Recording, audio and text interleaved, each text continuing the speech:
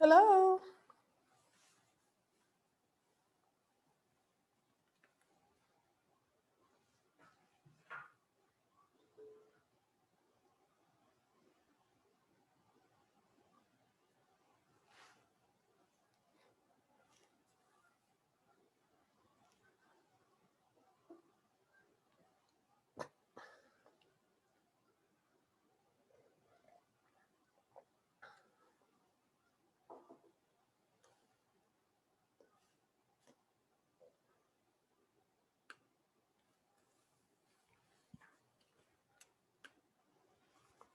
Hi, Misty. Happy New Year. Happy New Year to you also. Thank you. Yay, yay. Hey, I signed you up for this meeting. Oh, okay, thank you. So I always like to make sure I take care of you. Yeah, thank you. I appreciate it.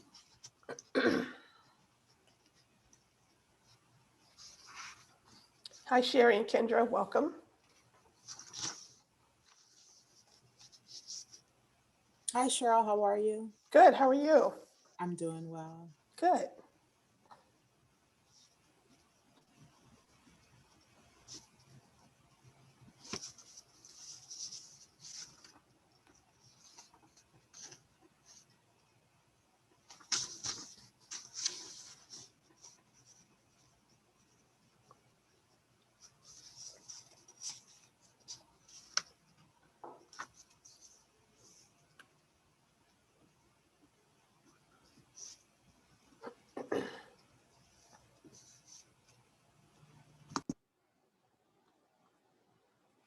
Hi, Susan. Welcome.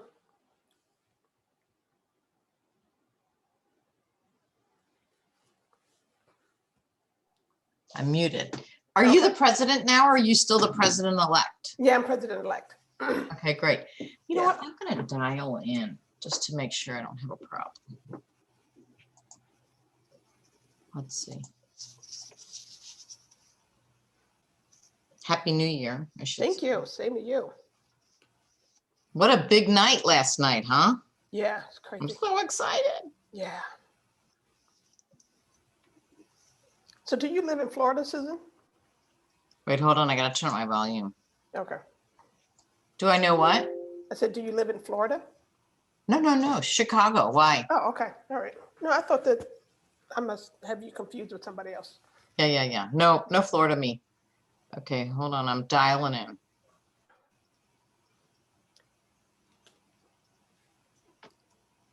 Hello, Dr. Cherry. How are you? Welcome. Happy New Year.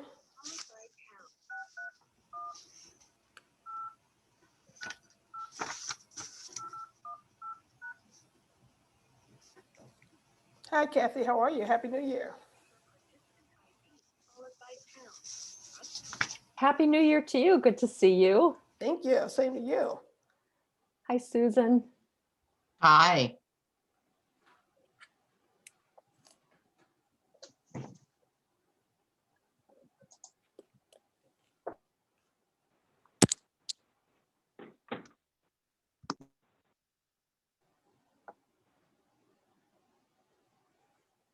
Hi, Jim. Welcome. Jim was my coach mentor when I went to IPEC all those years ago. Wow. Your sound is off, so I can't hear what you're saying, but Sheila, can you let me share the screen, and I'm going to put up the PowerPoint. Okay, will do. How'd I do, Kathy? Did I do okay? oh man, thank you. And you're here today, so there you go. I know. How cool. Yes. Susan, this is Misty. I have the share that you would like for me to share on that third slide. I have it ready to go, so I can pop it in whenever you tell me. Okay, thank you so much. That's great.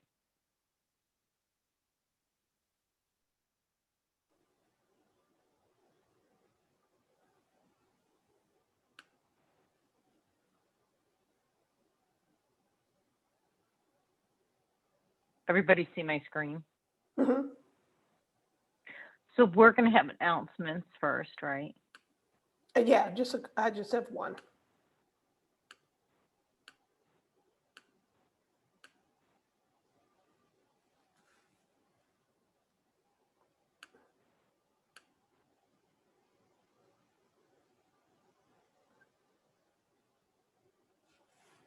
It works. Okay. All righty, good morning and Happy New Year to everyone. I'm Cheryl. I am the president-elect of ICF Chicago. We only have one announcement, and then Missy can make her announcement about the, in order to get credit. And one announcement is on January 19th from 7 to 8:30 Central Standard Time. We're having a program entitled The Coach Approach to Breaking Down Trust. And if you'd like to sign up for that, feel free to go to our website and sign up for that. And that's all I have for now. That's a great class to have after this conversation. Oh, yeah. Perfect. Yeah. Okay. Misty, do you have anything or should I start? I am just going to let everybody know that you have 3 days to sign up and actually register to get CCEUs. I always take attendance, so even if you haven't signed up yet, please feel free to sign up. We leave registration open for 3 days after. And if you have any questions, any problems, I'll put my email address in the comments so you can reach out and feel free. I'll be glad to help any way I can. Thank you, Misty, as always. Beautiful. All right. Happy New Year to everybody. Today is the first call of our Chicago ICF Core Competency. And my name is Susan Spritzmeyers. I'm an MCC coach, and I have been coaching for over 20 years, which always cracks me up when I said that because it always seems like something I just started. Anyway, today the competency is cultivates trust and safety. We're going to dig into. You know what? It's interesting because there's not a lot to it in terms of the definition and the specifics, but I think it's actually foundational. And if you don't have it, you won't have good coaching. So, like where they just mentioned there's a class on trust, absolutely take that. All right, here's what I have. I thought we'd start off since it's the first day of the new year and have everybody chat in one intention that you intend to up the bar on your coaching ability this year.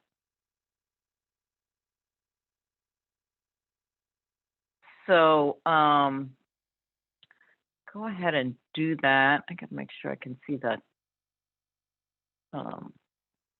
Okay, Jim, feel bolder with clients. Love that.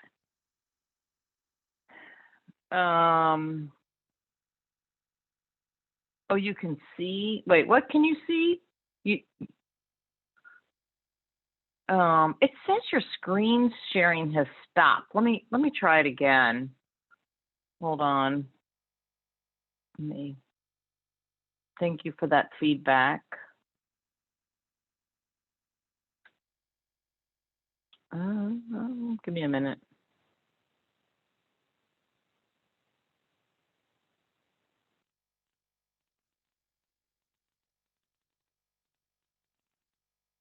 I'm showing my ineptness with, let's see, screen share. Sorry for this.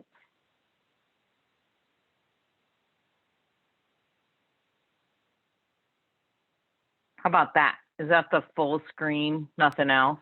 Okay, Yep. Perfect. You got it. Sorry about that. Okay, let's get back to the chat. I'm sorry I got distracted there. Okay, is everybody chatting in? Acquiring new clients, that's excellent. Okay. Dive deeper with questions, focus on developing my coaching practice in Chicago, listen more attentively, actively listening, sharpen listening. Ooh, that's so good. I love all that listening. Okay. Merry Christmas, more corporate, more patience. Okay, excellent. All right, all good stuff. Develop my business, develop my niche. Okay, I have one more question. Hold on one second. So what's the, in addition to what you already said in terms of upping the bar, how will you challenge yourself? And so that might be things that even further out of your comfort zone. Like what would you do that you wouldn't have thought of if you really thought, oh, I got to push myself? Celebrate life. I love that. Ooh, get comfortable with being uncomfortable. That's a good one. Use social media. Advertise. That's big. That's good.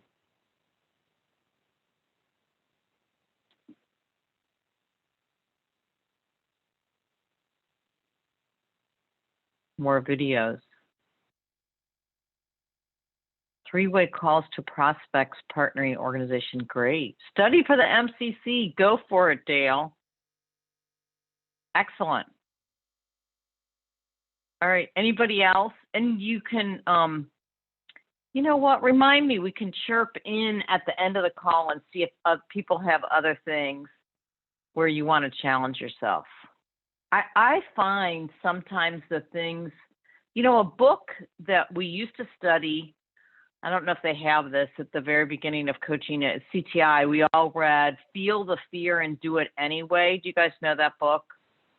Such a good book. And whatever we think we can't do is really, I think is really big. And the fear, oh good, Michelle loves that book. You know what, the fear, we make it such a bigger thing, and then when we just do it, it's fun. All right, coach individuals that are outside of my normal client. Yeah, look, it's a great book. It's very simple. I still refer clients to do it. I love it. Okay, anybody else? We'll move on. All right, so let's get to the meat. Oh, here's one thing, another New Year thing before the content.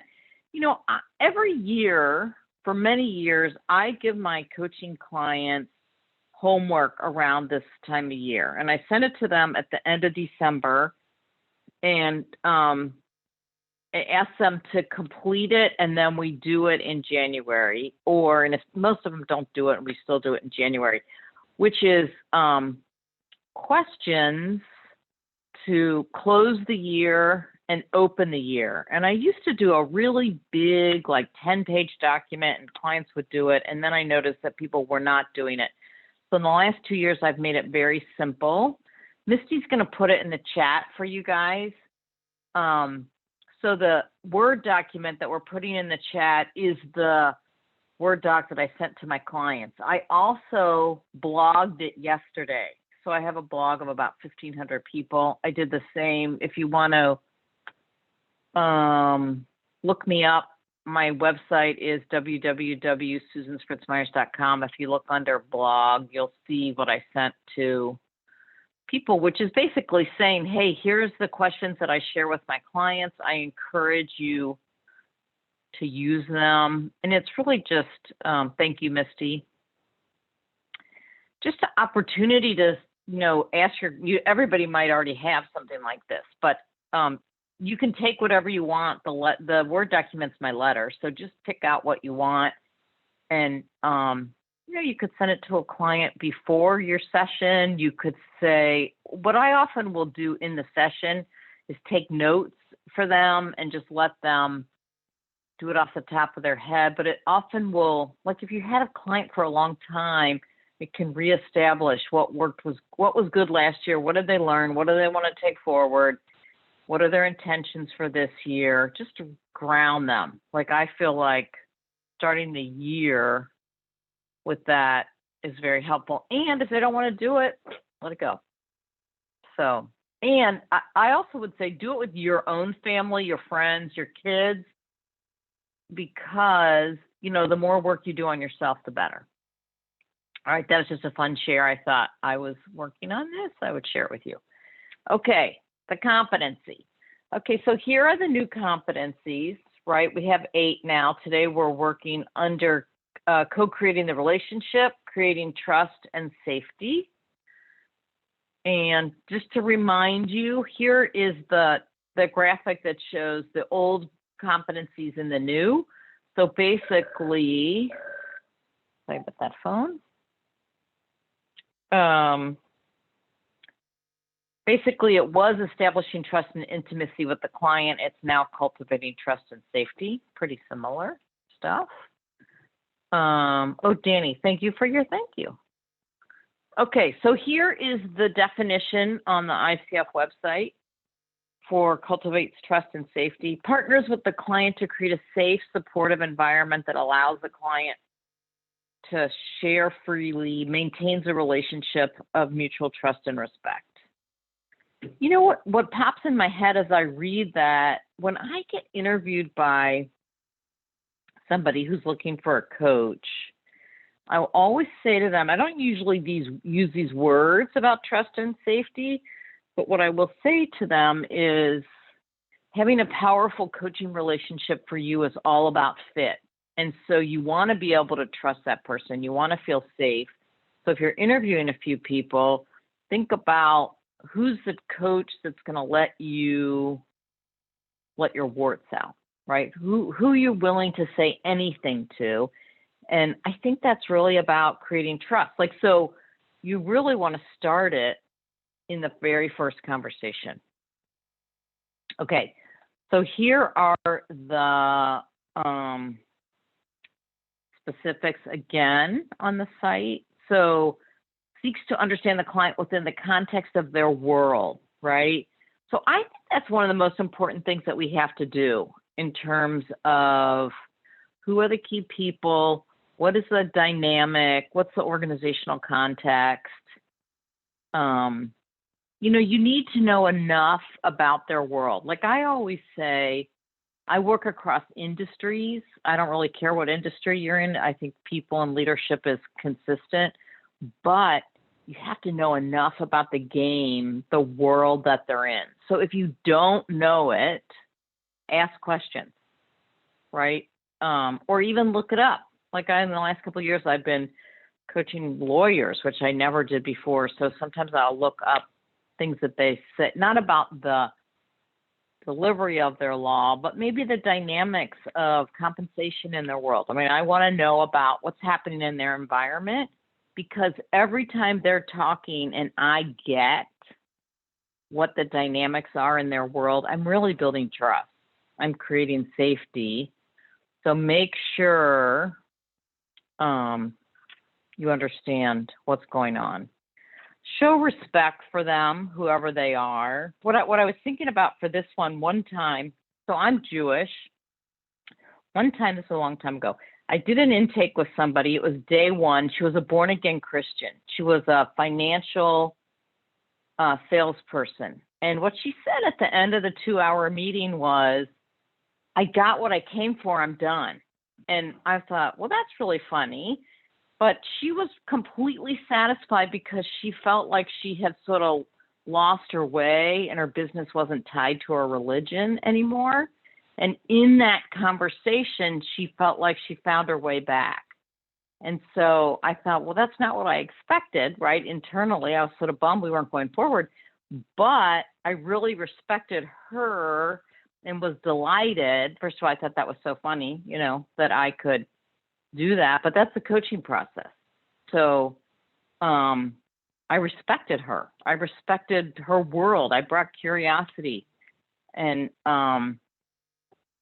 you know, so you want to be able to adapt who you are and what you're doing to be respectful of your client. Acknowledge and respect the client's unique talents, insights, and work in the coaching process. The reason I think that's so important, and I've maybe said this in a previous, oh, thank you, Michael. I probably said this to you guys in a previous class, but I always go back to it because it was so powerful. When I was taking a coaching class with Henry Kimsey House, who wrote the book on coactive coaching. He's a really big guy. He was sitting on a chair and he put his arms out and he said, your clients cannot see what's amazing about themselves, that's your job. So that being able to acknowledge that, and, you know, because I think we all sort of think whatever we can do is, oh, everybody can do that. It's not a big deal. So I think the more that we can acknowledge their unique talents, their insights, I think that's really foundational in creating the relationship, having them build greater self-awareness, self-management, and particularly if they have specific talents and they're getting mad at other people who can't do it like they can. That I don't know if you guys noticed that. I find that over and over. And I'll even go back to my very first client. One day, he owned a small marketing company, and I had been his client before, and then he was my client. So it was pretty cool. And he was complaining to me one day about how his client did not understand anything about marketing.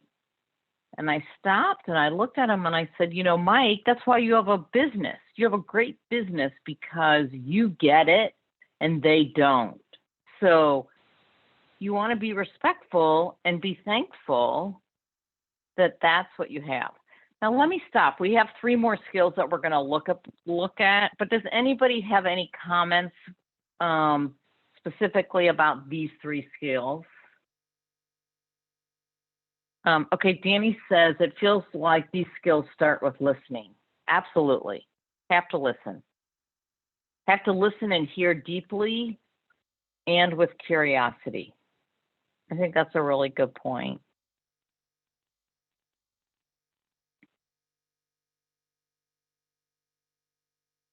Any comments or questions?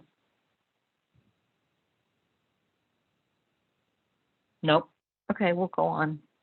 I have more, so we're going to dig in. Okay, so the next 3 skills. Show support, empathy, and concern for the client. So I have a question, and you guys could just say yes or no.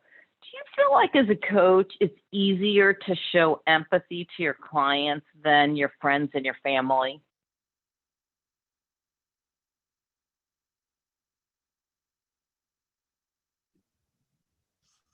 Yes. Chat it in or speak out. Yes. Yeah. Why do you think that is? Depends on the family member. I love that. Yes, absolutely. Why do you think that is so much easier for, and I'm asking the question because I clearly find that as well.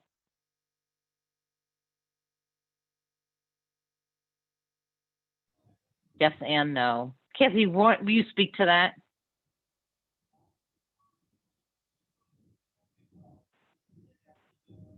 Mute. Hi. Yeah, mute. Yeah. Yeah.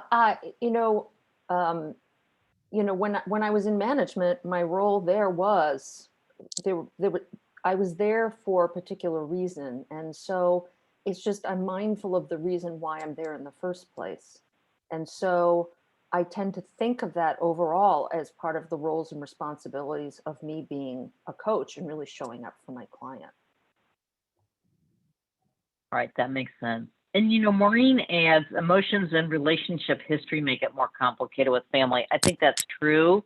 And the piece that I would add, the tangent to that is, I think the gift of being a coach is we're not attached to the outcome for our client. We're attached to their fulfillment or their happiness or whatever their agenda is, but we're not in their life. And we don't have the history, as Maureen would say.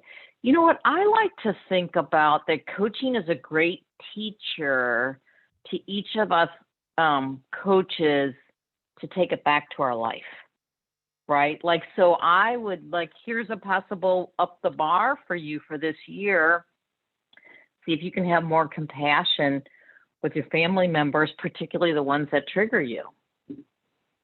Right? Because it's easy to do it almost in the safety of the client relationship, right? We coach them, they hang up, or we leave the building, and it's fun and easy to have compassion.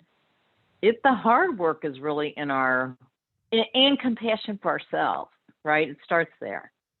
compassion for ourselves and compassion for our family members, particularly the triggering ones. I notice that makes a huge, like when I have a sister that is very challenging to me, and I'm getting better. I'm really proud of myself in my early 60s. She's challenged me since I was in high school. And I feel like I have more compassion. It's not easy, but I feel like my coaching is better because I have more compassion in my personal life. All right, let's keep going.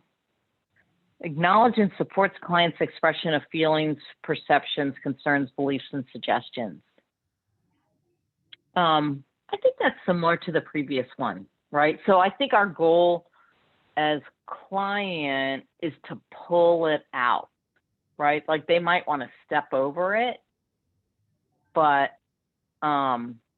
we have to really listen. I say we have to listen between the words and under the words.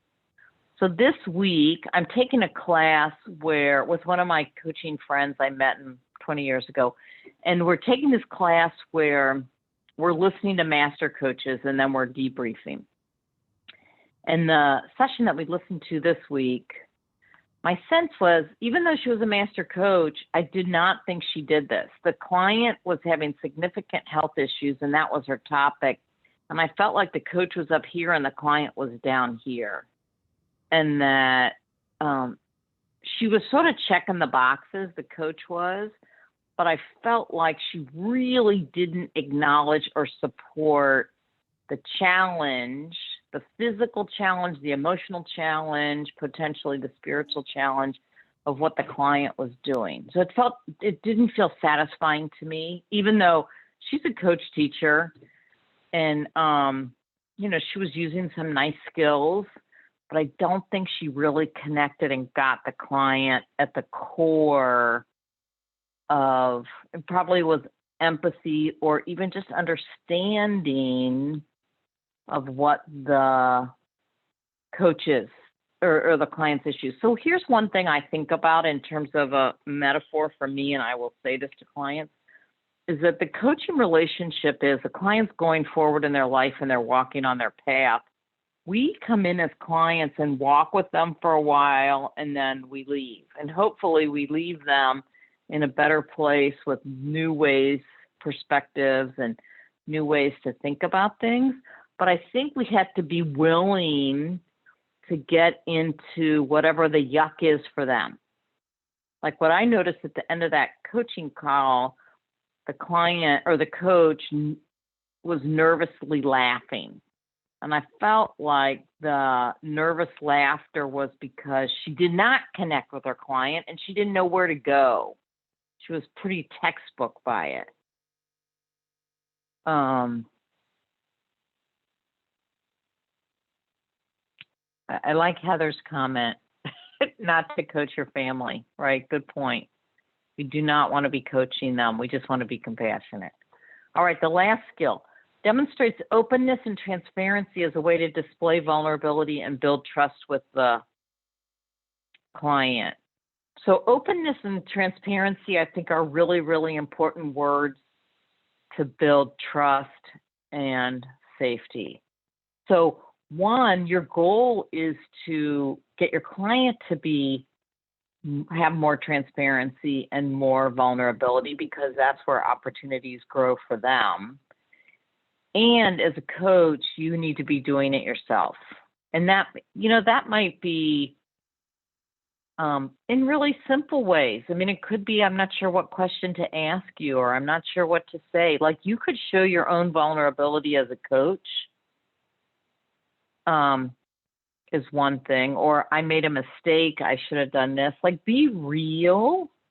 That builds vulnerability.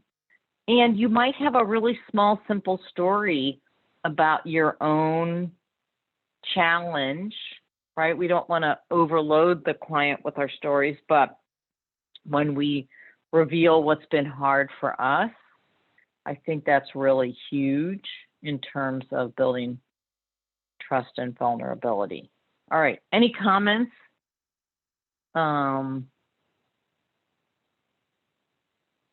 Karen, I love your point about the muck this year, right? That we were all in this pandemic together. and really sharing that and being humbled by that with our clients. I think that's huge. Does anybody have any comments, either chat it in or speak it out before we move forward on the skills? All right, I have some ideas I'm going to share with you guys. So my thought is the biggest way to build trust and safety is with this whole thought about confidentiality, right? That's the biggest thing that is so important. So when you get interviewed by your client, you lay that down. When the sponsor, let's say you're getting hired by a company, you make sure the company knows that you're not going to be speaking about the client unless it's a three-way meeting.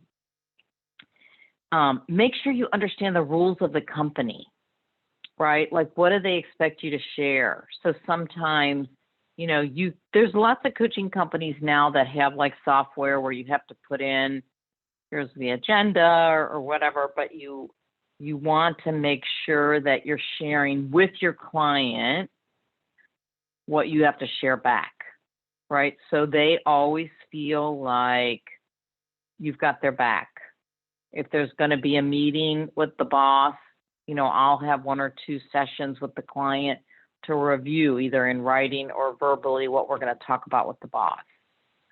And then in the materials that you give your client, always make confidentiality the most important point. And you know, it's funny, even though you do that all the time, when they get ready to tell you something that they don't want anybody to know, they'll go, okay, this is confidential, right? Yes, of course. So that's one huge thing. And you can remind them, right, about confidentiality if you can feel them stepping away.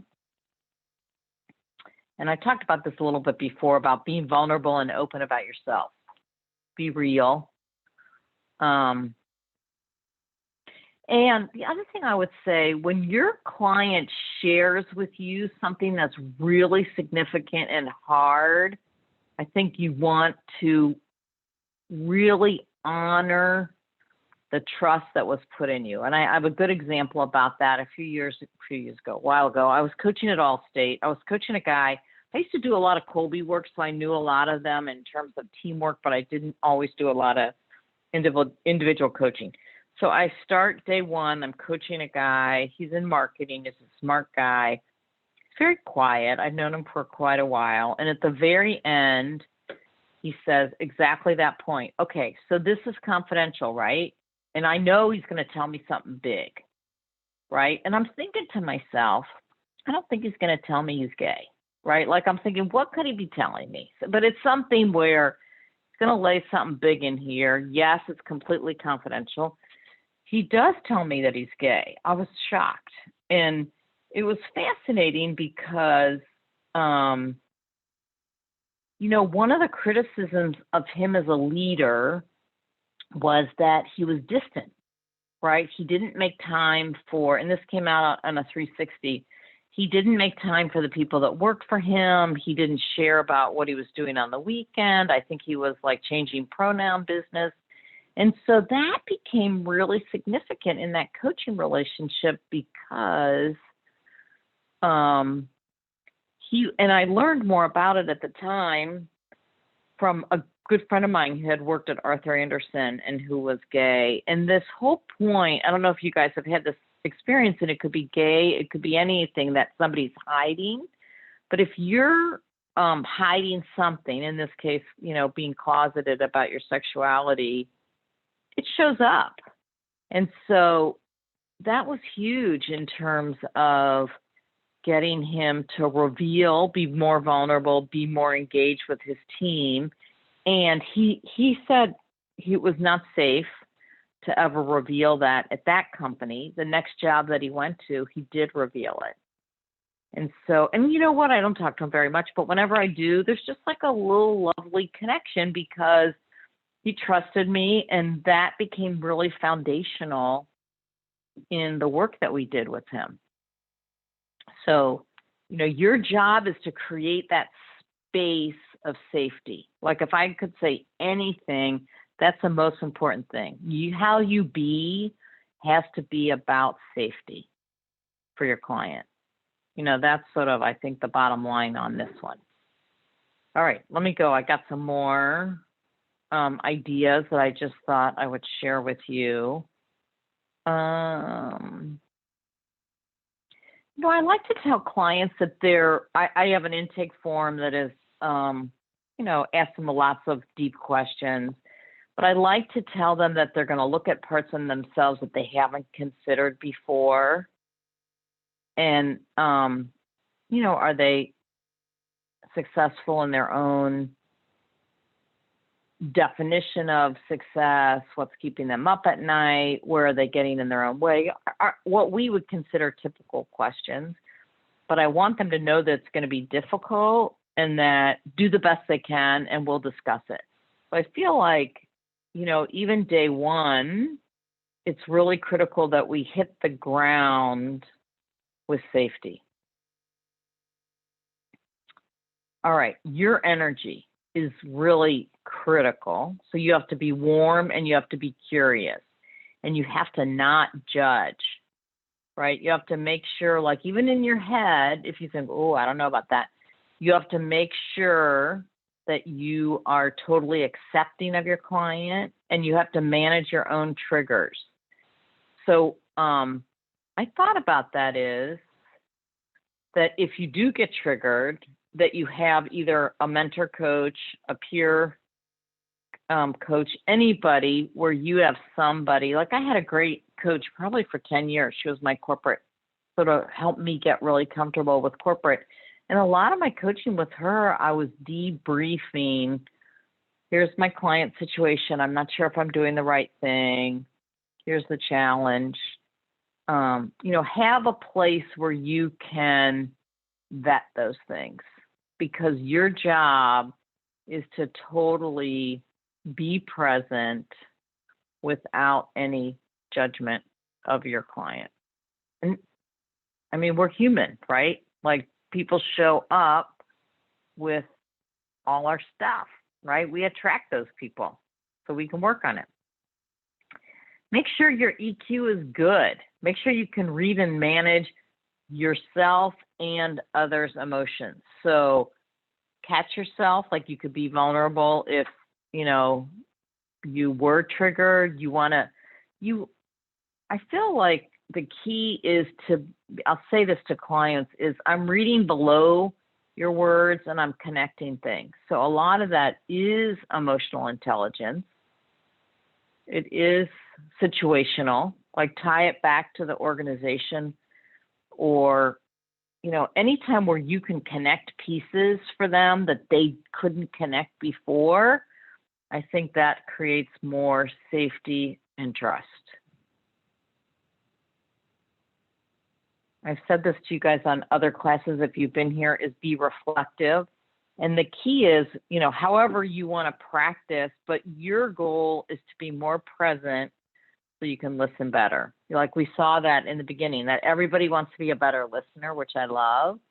So whether it is 5 minutes of meditation in the morning, journaling, walking without, talking to somebody, but be in your own head, I think that is huge. And I feel like one of the silver linings of the pandemic is we do have more time that you can do some of those daily practices. All right, does anybody have any other things that they want to share that they feel like have been really good in terms of creating safety and trust?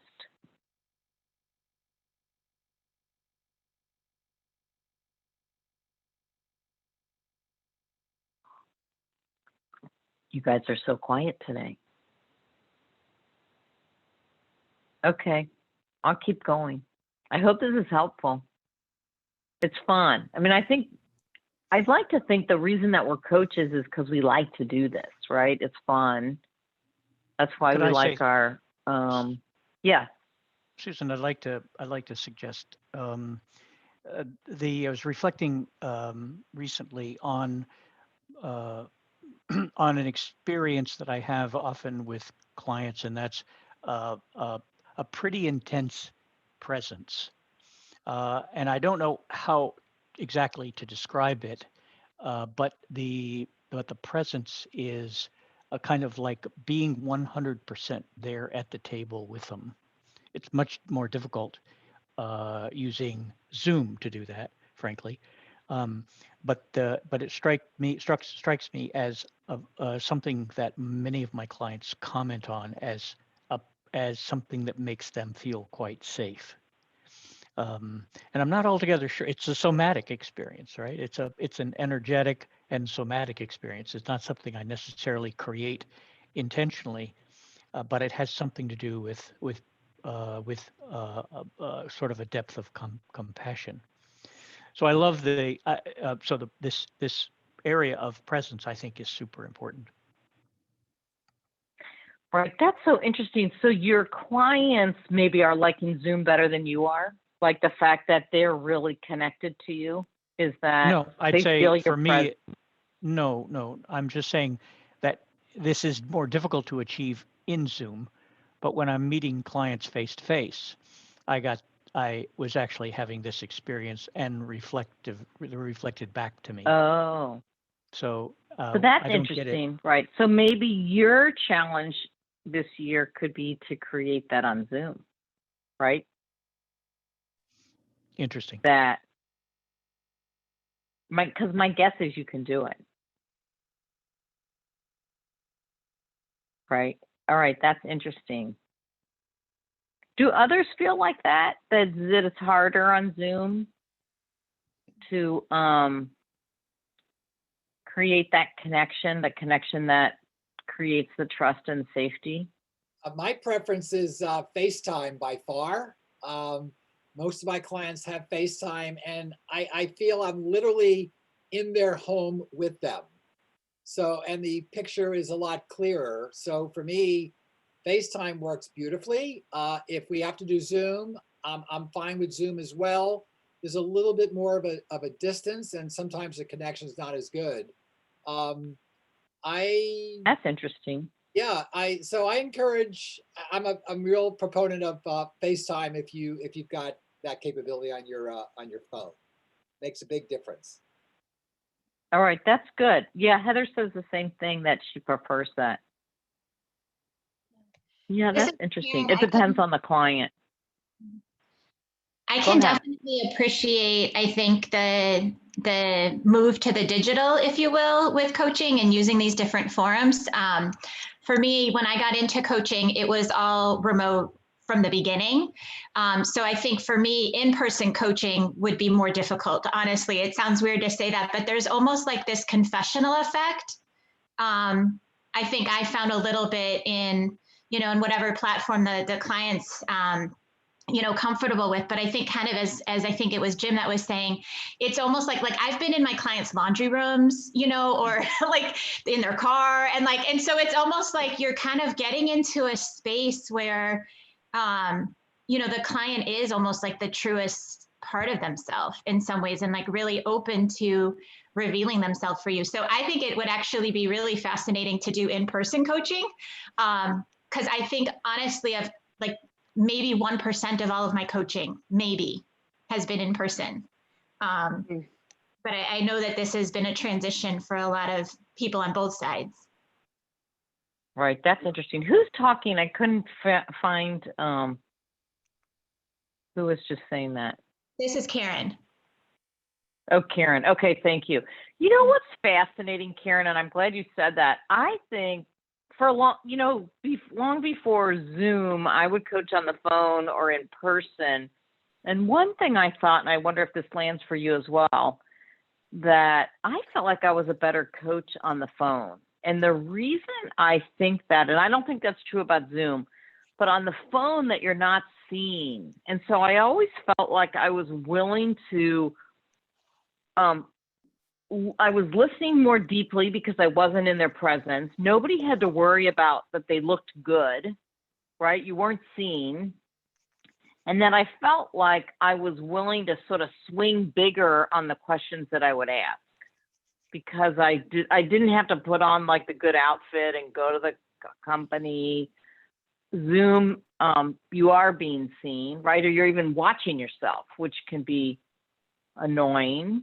So, I mean, one thing to do is to ask clients. Right now, really our choice is, right, FaceTime, Zoom, or phone. Like, I've left a lot of my people who've been with me a long time, I still coach them on the phone because I think in some ways that not being seen is safe, right? So I think that's something you can discuss with your clients Yeah.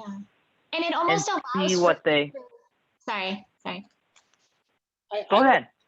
No, I was just going to say it almost allows for deeper listening on both sides. It's kind of like those restaurants that are in the dark, right? It's like if when you turn off one sense, right, other ones go even deeper. And I know, like, when I moved to Zoom for coaching, it was an adjustment. All of my coaching had been over the phone. So it definitely has taken away, I think, something like being on the camera and like, am I looking at the camera? Or do I look in their eyes? But then if I look in their eyes, I'm not looking really at them, and like where your camera placement is and all of that. And it's just, and then it's like, Right. you worry, is the sun behind me and all of this? And I actually like just pure phone coaching because it just, it's almost like it heightens the other senses. Well, and if that's the case, then that's what you offer, right? You don't offer anything else. So, like, I think we make our model what makes us the best coach. So I think that's really good. Like, I'm always looking at myself, oh my God, is it time to color my hair? Like, I'm like, oh, that's a little silver, right? Like, so I think just get curious about where you're the best coach, right? What's the environment? What's the client?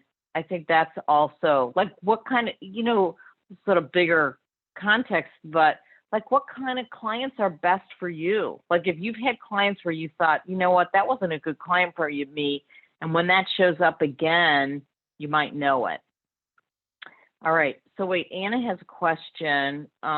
What's your recommendation if I have a coach I don't know that I feel either of those with?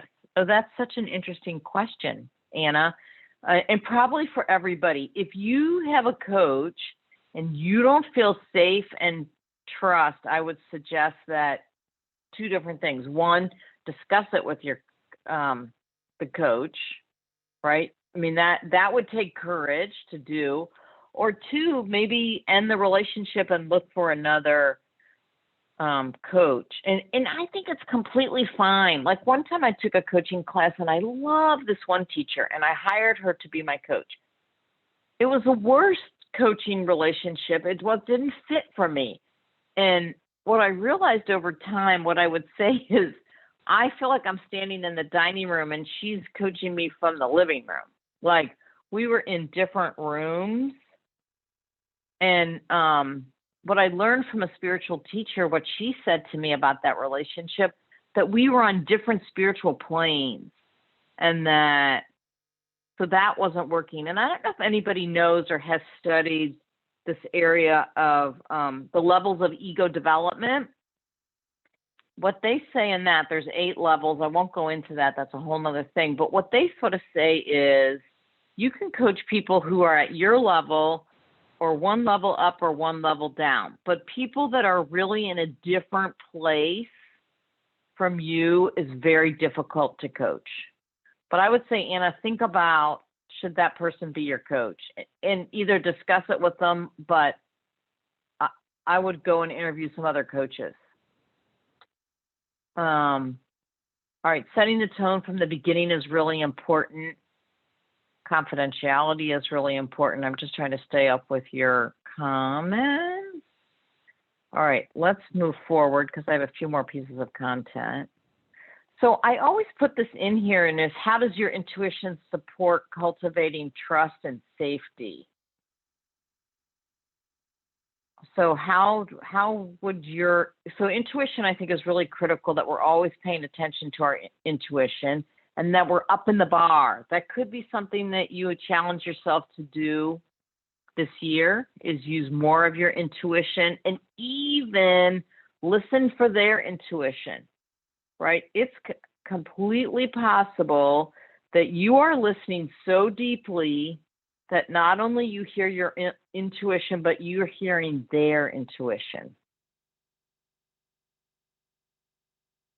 And so through both of those veins, you can sense, you know, is there vulnerability? Is there trust going on? In this interesting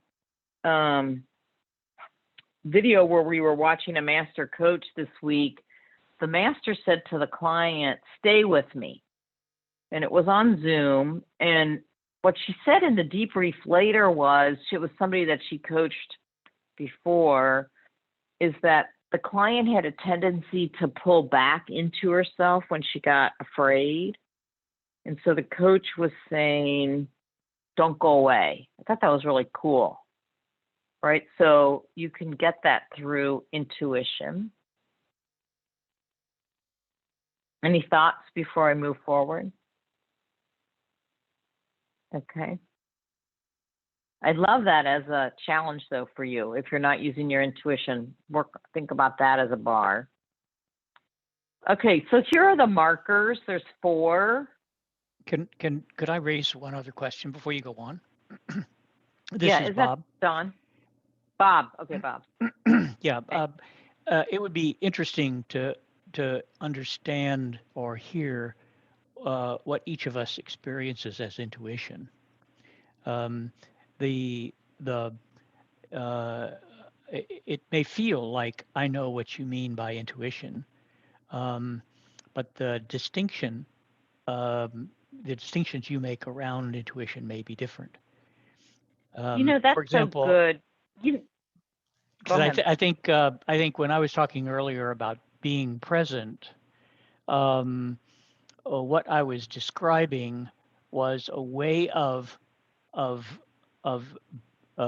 trying to be so trying to be so tuned in intuitively that my head wasn't working, my heart was working. Now that sometimes works, sometimes it doesn't. But that's kind of and we need both, right? You really the heart need is both. really, in this case, the heart was the center of knowledge and learning. You know, I'll send anyway. this to Misty. I gave a talk on intuition and how to use intuition in business and it is about as a coach. I'll send that to you guys after Misty can send it. But I would say, you know, the definition of intuition in the dictionary is deep knowing without evidence, right? And the way we get intuition is through our 5 senses. So every single one of us will either hear it, taste it, smell it, but it comes to you, feel it. It comes to everyone's is unique, which I think is such a good comment, right? But you need to be aware of how do you hear it, and then vet it. Like with your client, you might say, like sometimes I'll hear a word is the way I hear my intuition, and I'll say, hey, I'm hearing this word. Does it make any sense to you? All right, but I'll send you guys that link. So I have a lot of examples of how people use intuition in business as a benefit. Okay, so these are the 4 markers. I won't read those. And these are updated. Remember on the site, like we're rolling into the new markers if you're getting certified, and that they just have these PCC ones. I mean, I find it a little bit confusing because it used to have ACC, PCC, and MCC, just these 4, right? It's a nice summary of what we looked at in terms of the definition and the skills. But you have to demonstrate acknowledging the client, being respectful of the client, show that support and empathy, acknowledge where the client is, acknowledge their feelings, partner with them. So those are key things that you have to demonstrate if you're going for your certification.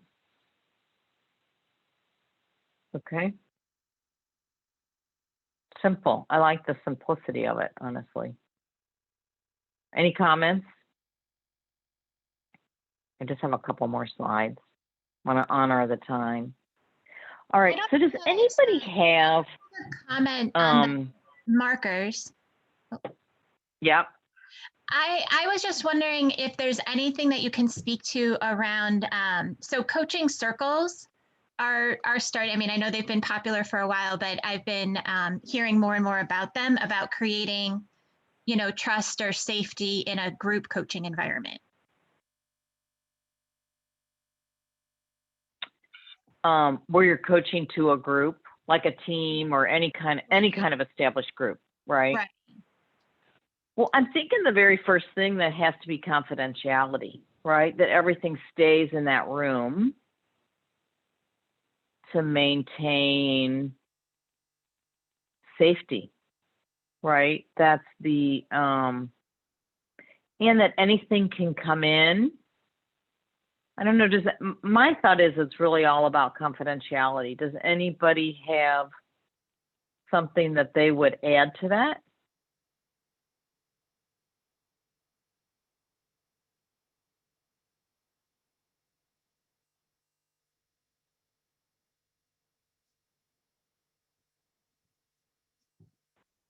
See, But I would, Bob's okay, so I'd say safety and, you know, embracing all this, like show up as a coach with, I think in a lot of ways in a situation like that, you're sort of teaching your group how to behave, right? That, I don't know if I've ever shared this, but I had this experience. One of the first coaching classes I took, it was a 3-day advanced fulfillment class. And there was somebody in the class who was really challenging. Like she was having a really hard time. She was triggered by everything. She was holding the class up. And there were 2 teachers. Cynthia Lloyd Darce was one of them, if anybody knows her. And I can't think of the other guy, Jim, somebody. But what was astounding was they embraced these 4 markers and the skills so beautifully. They never got triggered. I'm sure they were, you know, going out and on their breaks, sort of supporting each other. So they were totally present. They were totally open, not judging the challenging person. And what happened was on the 3rd morning, the gal came in and she had had a huge breakthrough, like in terms of her own stuff. And she acknowledged how challenging she had been. She acknowledged how amazing the facilitators had been with her. And it was really, I mean, it was over 20 years ago. And I still remember the magic of that moment. And it gives me goosebumps to think about it. And what they did was they embraced creating safety and trust in that group setting in such a way that this very challenging person could see herself. So I think just really embracing these skills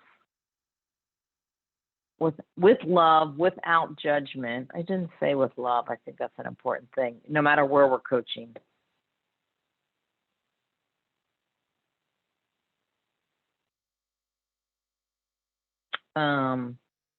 Okay, there's a question about the book, about the ego development. I don't know what book that is. If whoever wrote that could write it in. All right. So I wanted to ask if you guys are, the question is, are you aware when you're intentionally creating safety and trust in a coaching session? Do you have that awareness? And I'm sorry I didn't get to comment on all your comments. There's some that I've moved on.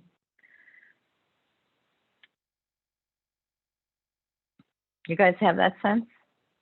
Maybe you'll have it going forward, but can you think about a time where you thought the client needed extra to make them feel more safe?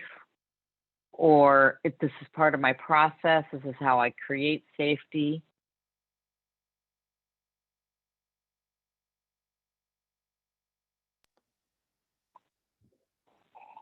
So I don't know if I can speak to specifically, I'd have to reflect more on like what I did, but when I mentioned earlier about especially with this pandemic and how humbling it's been, you know, I've had clients who have lost family members.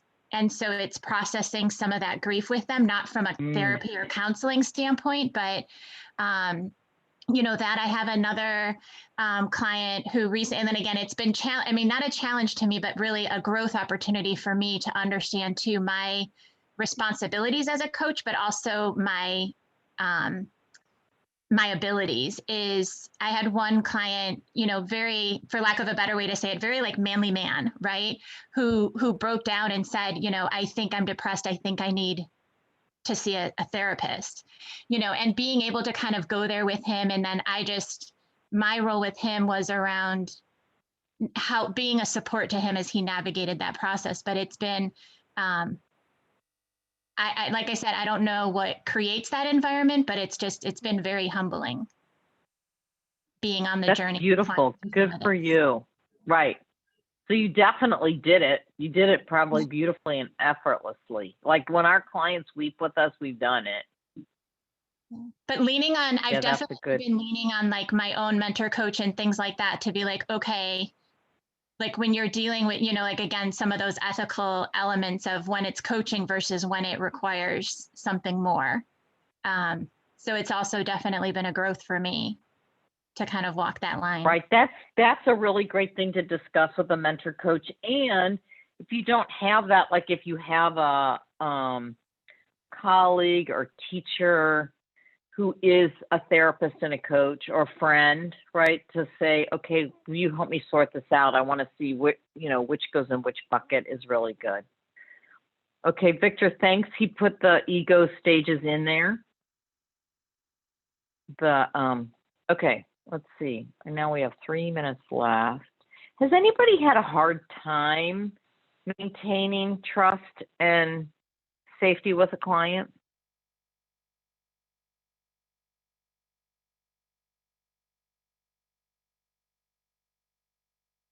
And had to speak to that? Yeah, that happened to me once. What happened? Is that Sheila? Cheryl, yeah. Oh, Cheryl, sorry. Oh, that's okay. I had a client who was trying to change jobs. She wanted to leave her job as a principal and find other work. And she thought that my role, and we had talked about my role, she thought that my role was to help read her resume and to help her find jobs. And so I said, no, that's not my role. My role is to help you figure out what it is that you want to do next, and to help you figure out what are some of your roadblocks to leaving a job that you clearly don't like when you said that you had enough money to do it and all of these other excuses. And so she said, maybe I just don't trust that I can do this. And I said, is it that you don't trust me to help you? And she said, maybe that's it. And so we just talked about why she didn't trust me and if she wanted to end the coaching relationship. And she said, no, she didn't want to end it, but she just needed, a couple of weeks to think about what was happening. And then she came back and it was much better. And so I asked her what clicked, what changed. And she said, I've never had a coach before. And I thought that you were just going to help me do these 3 things. And I said, well, during our first session, the get to meet you session, I talked about what a coach does and what a coach doesn't do. And you agreed to that and you paid me money and we moved forward. But I guess it was a lot of it, she said, was just her internal fear of leaving a job that she's done forever and figuring out what she wanted to do next and giving herself permission to do that. And once she did that, then she was able to trust me and then trust herself. Well, and I think you also really modeled boundaries well. Right? You were really clear about your yes and your no, which is great. Yeah. Okay. You know what? We're almost at the top of the hour and I'm going to keep going just for a minute because I think some of this is good. I know some people have to drop off. So when I'm the assigned coach due to performance issues, trust is hard to come by. I think that's really true when you're in a corporate setting and, somebody gets a coach, even though they don't really want a coach. an interesting challenge to you is see if you can build in day one, or definitely by day two, build that relationship so they realize you're a gift for them, right? Like if you're maintaining confidentiality and you're in the game for them, no matter where they go, no matter what they do, they're going to learn things from you. That's a really great way to build trust, is that you're going to help them figure it out. I love those assignments, honestly. Like when people show up and they're pissed that they have to work with me, I love the challenge by the end of day one that they go, oh, this is a great thing, right? It's not easy. Okay. Last point, I'm giving you some homework. So we talked about how you're going to stretch yourself to, and if you want to make it specifically around trust and safety, that would be great. See if you can come up with 1 to 3 items of maybe of something that we talked about today that you think, like you thought, oh, I don't know about that. That might be the one that you should do. Right. And then share whatever you want, you're thinking that you're going to do with, if you have a coach or you have a peer relationship, and set a date to discuss it. I think that, it's sort of cool that we're talking about this at the beginning of the year. My last thing was, are there any questions or observations about this competency?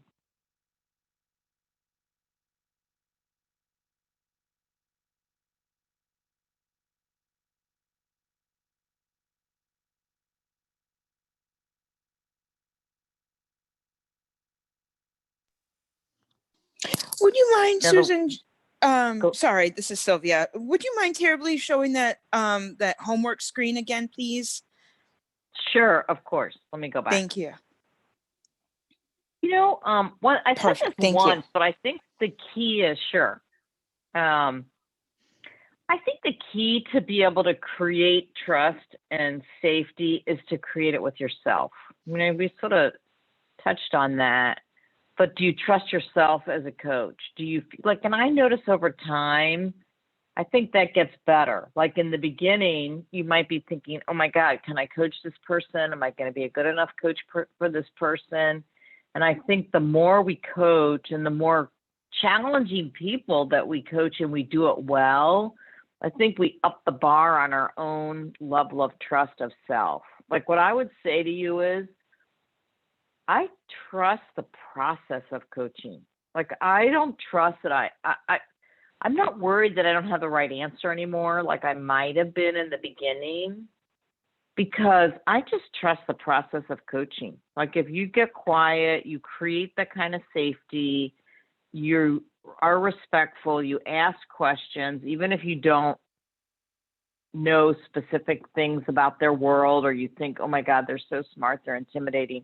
If you just trust the process and show up with warmth, curiosity, and the kind of sort of questions that you've learned in your studies as a coach, it works.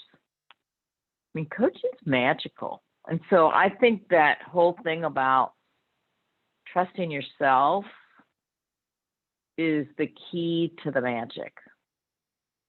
But anybody else have a sense of that? Feel that? Make space for the silence. I like that, Heather.